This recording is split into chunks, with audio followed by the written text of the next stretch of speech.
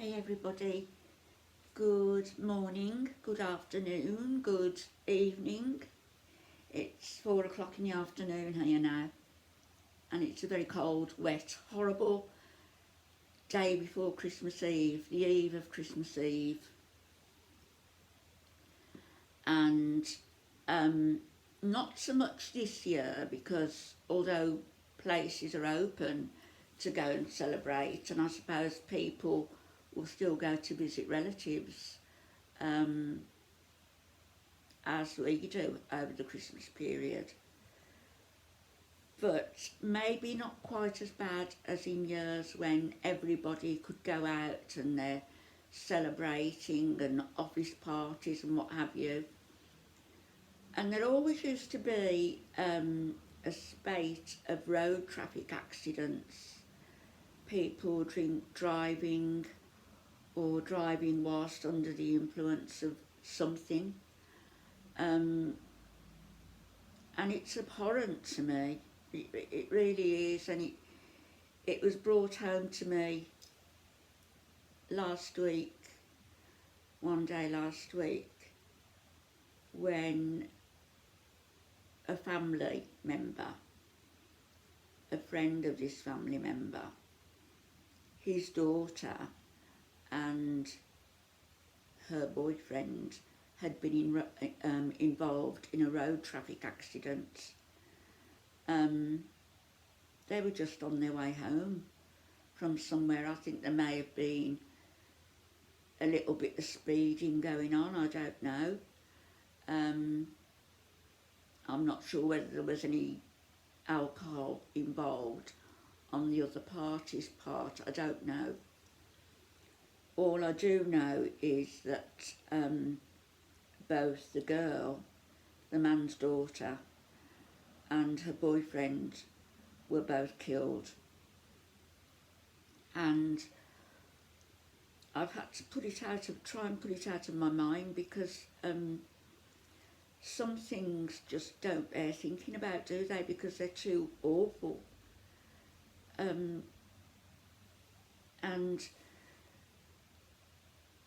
my niece was saying to me that how would he get over something like that, this man? I'm not going to say names. How could he possibly get over something like that? His daughter being killed, her boyfriend being killed, but obviously when, only the previous day or the day before that he'd been laughing and joking with people in the office, and now he probably will never be able to laugh and joke again. Not like that, anyway. His whole life, for the sake of those 5 minutes, if that, in time, his whole life, and that of his family, and of the boyfriend's family too, their lives have been turned upside down, never to be the same again. And as I say, some things don't bear thinking about, because they are too awful. They will prey on your mind, as it has done with me, and even though you've decided in your wisdom that you're never going to go down the road again of what if this, what if that, but you do. And if is just such a ridiculous word, what if. You could live your life around what if and never really have a life, because you'd be too frightened to do anything. You'd be too frightened to allow your kids to do anything. You'd wrap them up in cotton wool, if you could, in a bubble, and keep them there so that they wouldn't have a life. They'd have an existence, but they wouldn't have a life. But going back to this accident now, a young woman and a young man have both lost their lives. I don't know what happened to the driver of the other vehicle, and honestly I didn't ask because I was too engrossed, if you like, getting my head round the awfulness of this thing that had happened. So I didn't ask about the other driver. I didn't ask had anybody been drinking. I didn't ask whose fault it was. All I know is that this accident has happened and 2 lives have been lost. So what I wanted to say in this video is to anybody, you know, be careful. If you're driving yourself, be careful that you don't take that 1 extra drink.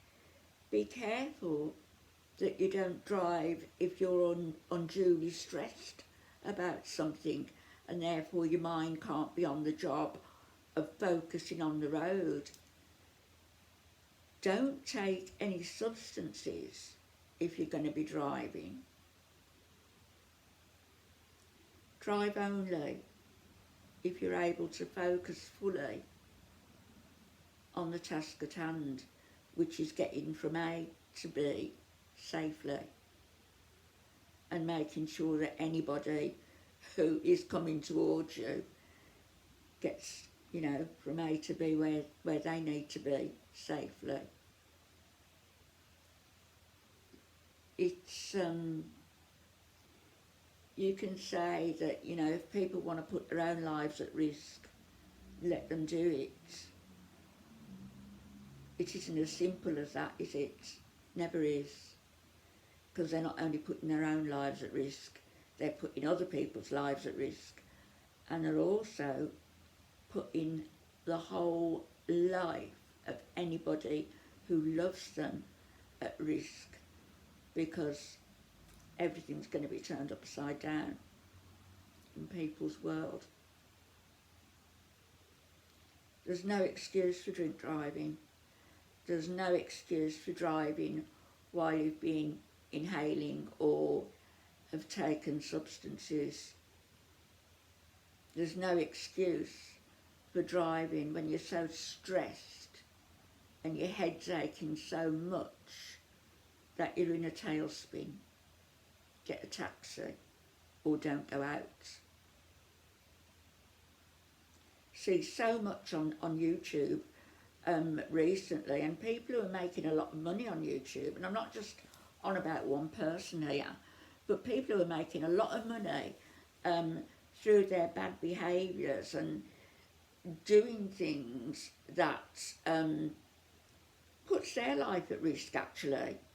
And I'm not thinking about who you think I might be thinking about, if that makes sense.